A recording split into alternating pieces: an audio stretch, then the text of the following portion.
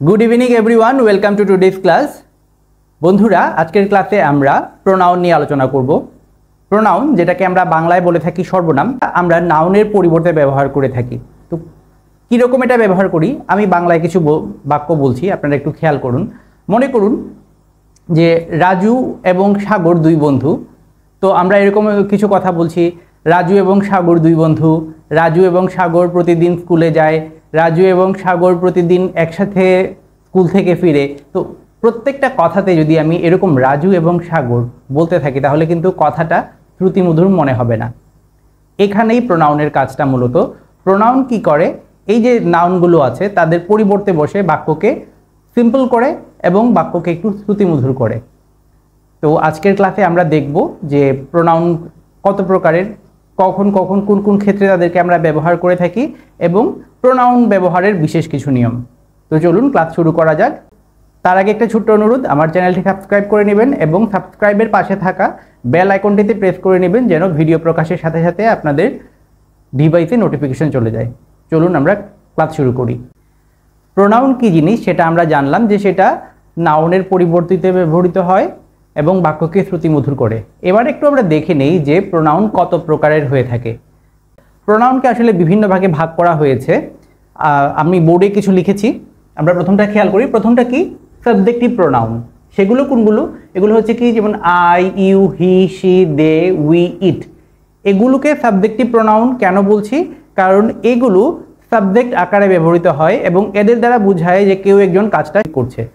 যেমন একটা উদাহরণ দেখি, যেমন আকাশ ওয়েন্ট টু স্টোর, মানে কি আকাশ স্টোরে গিয়েছিল। হি বট আ বুক, এখানে এই যে হি, এটা কে, কোন ব্যক্তিটা? এটা আসলে আকাশকে বোঝাচ্ছে। আকাশ স্টোরে গিয়েছিল এবং সে কিছু বই কিনেছে। তো এখানে এই যে হি কাজটা সম্পাদন করেছে সাবজেক্ট আকারে, তাই এগুলোকে বলা হয়ে থাকে সাবজেক্টিভ প্রোনাউন। আচ্ছা, দ্বিতীয়টা দেখি। পরেরটা কি? পরেরটা হচ্ছে অবজেক্টিভ প্রোনাউন। এগুলো কোনগুলো? যেমন me, you, him, her, them, us বা ইট। এগুলো অবজেক্টিভ প্রোনাউন কেন? কারণ যে কর্মটা সংঘটিত হয় তাদেরকে কেন্দ্র করে সংঘটিত হয় মূলত। যেমন একটা উদাহরণ দেখি, যেমন এখানে কি বলা হয়েছে, he told me a story. সে গল্প বলেছে। কাকে বলেছে? আমাকে বলেছে। আমাকে কেন্দ্র করে তার বলাটা হয়েছে। তো যখন মানে যে কর্মটা সাধিত হবে, যে ক্রিয়াটা সাধিত হবে, যাকে উদ্দেশ্য করে সাধিত হবে, সেই যে প্রোনাউনগুলো তাদেরকে বলা হয়ে থাকে অবজেক্টিভ প্রোনাউন। তৃতীয় যেটা আমরা দেখব সেটা হচ্ছে পজিটিভ প্রোনাউন। পজিটিভ প্রোনাউন হচ্ছে সেই প্রোনাউনগুলো যেগুলো দিয়ে মালিকানা বোঝায়। যেমন কোনগুলো দেখি একটু আমরা, যেমন mine, yours, his, hers, theirs, ours. যেমন দিস ইজ মাই বুক, এটা আমার বই। ঠিক না? আমার মানে কি, এখানে একটা মালিকানা বোঝাচ্ছে। এই পজিটিভ প্রোনাউনগুলা আমরা যখন ব্যবহার করব সেগুলো যে জিনিসটাকে বোঝাচ্ছে সবসময় তার আগে বসবে। যেমন এখানে কি বোঝাচ্ছে? দিস ইজ বুক, মানে কি এটা বই। কার বই? আমার বই। তো এই যে বইয়ের আগে কিন্তু পজিটিভ প্রোনাউনটা বসলো, মানে পজিটিভ প্রোনাউনগুলো সবসময় কোনো না কোনো নাউনের আগে বসে থাকে। এরপর হচ্ছে ডেমনস্ট্রেটিভ প্রোনাউন। ডেমনস্ট্রেটিভ প্রোনাউনগুলো কি?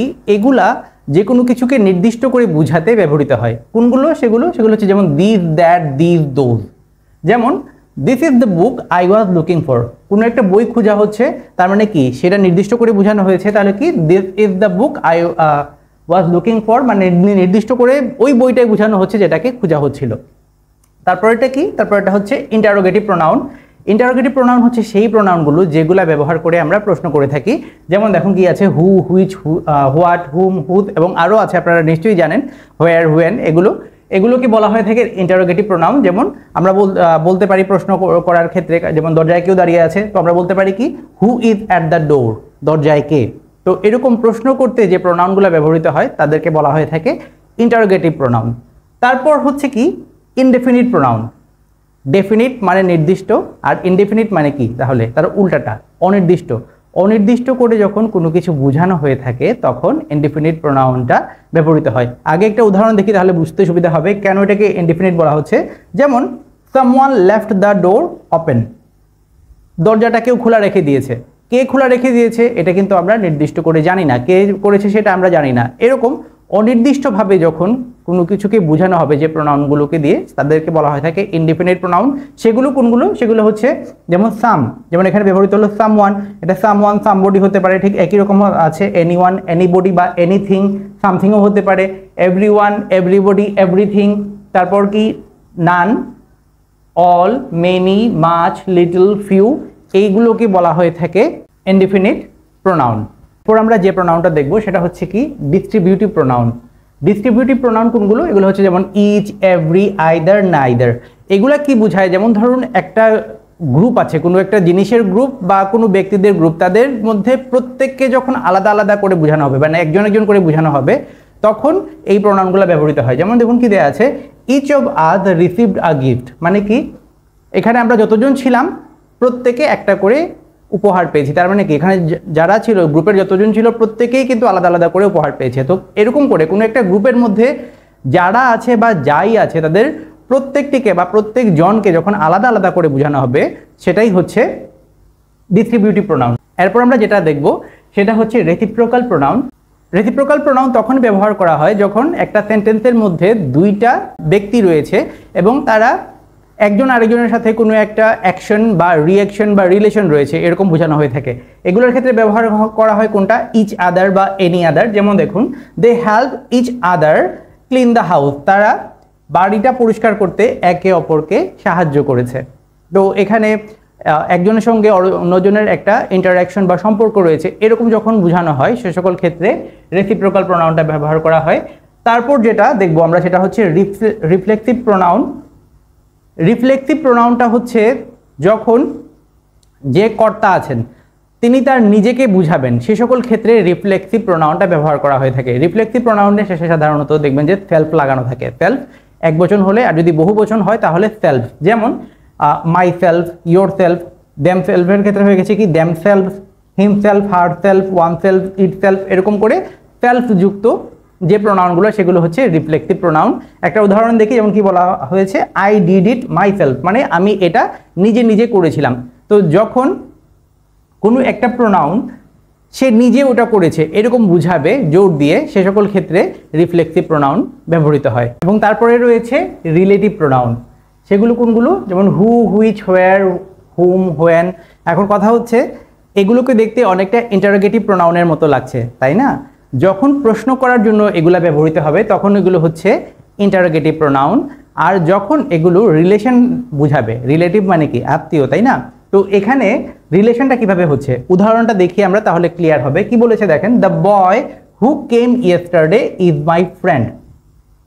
কি দাঁড়ালো অর্থটা? যে ছেলেটা গতকালকে এসেছিল সে হয় আমার বন্ধু। রিলেটিভ প্রোনাউনগুলো কি করে? এরা বাক্যের যে কোনো একটা নাউন বা প্রোনাউনকে বাক্যের অন্য অংশে যে নাউন বা প্রোনাউন আছে তাদের সঙ্গে একটা সম্পর্ক স্থাপন করে। যেমন এখানে দেখুন কি বলেছে, দ্য বয়, যে ছেলেটা এসেছিল গতকালকে সে হয় আমার বন্ধু। তো এই যে দ্য বয়ের সঙ্গে এখানে মাই ফ্রেন্ডের একটা সম্পর্ক স্থাপন করেছে কিন্তু এই যে হু কথাটা।